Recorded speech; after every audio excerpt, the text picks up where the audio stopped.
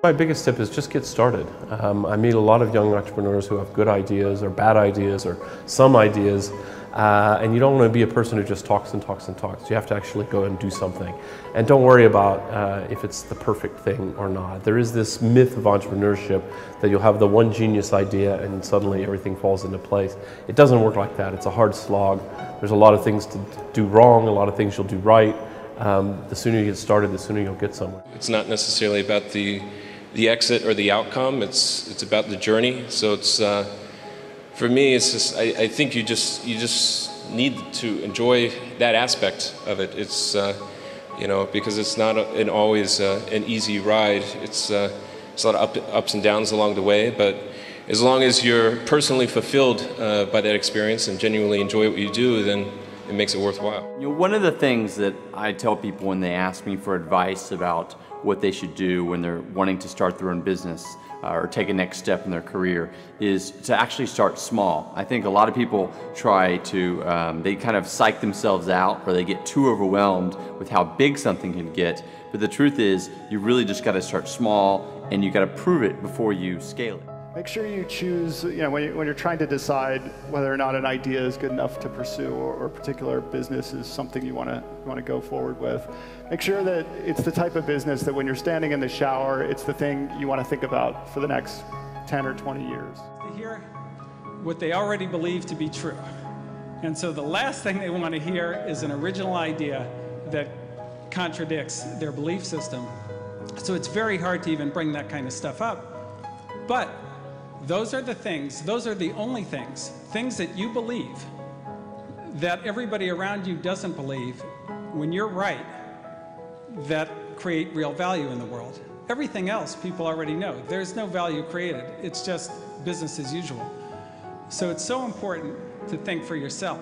Don't solicit feedback on your product, your idea, or your business just for validation purposes. Be really careful about that. You want to tell the people that can help move your idea forward, but if you're just looking to your friend, coworker, husband, wife for validation, be careful, because out of love and concern, a lot of people will express some concerns, and it can stop a lot of multi-million-dollar ideas right in their tracks in the beginning. Yourself, if you build something that you love, that you think is sufficiently epic, if you make something that you love, there's probably another billion people in the world that love it as well. I would say that the lesson learned for me to anybody else out there interested in starting a business is please find something you're passionate about, because it's so much work, it's so much time, it's so much effort.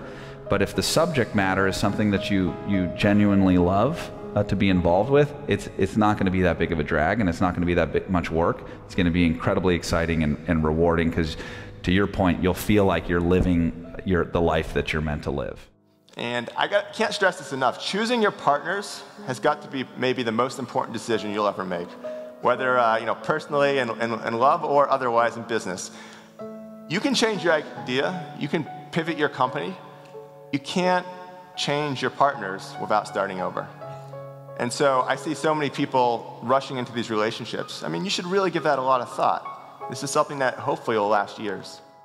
So today you should think, okay, my co-founders, do we cover a lot of surface area? Do we have different skill sets? And is it somebody that I trust fundamentally?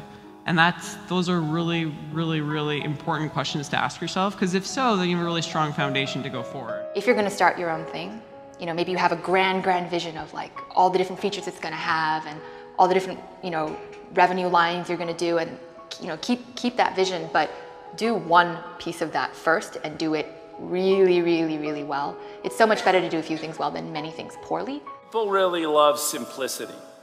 So if you look at the problems with large software like Microsoft Office, every feature in Microsoft Office somebody wanted at some time. But what happens is over 10 or 20 years, the thing gets so huge, it's overwhelming. So the discipline of great product design is to figure out what are the important cases for the long term, and to have the discipline to say no to some things that are good. It's easy to say no to things that are bad, but great product design is saying no to some things that are good. You can't ever sort of balance two completely contradictory things as a means of hedging. You have to decide what are you going to believe in and put all of your energy behind that. And those are the kinds of strategic decisions and trade-offs that you make every day as an entrepreneur. And it's important that you create the level of clarity and conviction to go after an opportunity that isn't hedging, lots of different ideas or lots of different approaches, because that's the surest way that you'll never be good at sort of anything. First and foremost, leaders always have a herd. People always like following leaders. Maybe it's their charisma, maybe it's their personality, maybe it's because they're so in belief of what they say that you have the ability to convince people to buy into your vision, not just for a paycheck. It's something more than that. Because great leaders, they don't only have a herd, they fight for their herd, and the herd knows that. That's your job as entrepreneurs. These are not employees that do your bidding. These are partners that you should bring into your space. And you should be treated like that, and they should be treated like that, with respect and with dignity. Larger, more established entities can't move as quickly as you can. And success and scale and size all fight against this. And I would encourage you for the longest possible time as you sort of start your own companies to look for ways to stay agile. I looked at lots of companies and why I thought they don't succeed over time. We've had a more rapid turnover of companies. And I said, what did they fundamentally do wrong? Like, what do those companies all do wrong? And usually it's just they miss the future. And so I think, for me, I just tried to focus on that and say, what is that future really going to be, and how do we create it? I think great entrepreneurs must have the curiosity to kind of metaphorically see around the corner. What's coming? What can I anticipate that other people don't see? And then you must have the courage of your convictions to execute the strategy. There's a lot of conventional wisdom out there, built up over time and built through all the learnings from all the companies. And this may be fully applicable to most of the companies out there. But before it's applied to your organization, I highly recommend that you question it, because it could be absolutely fatal for your success.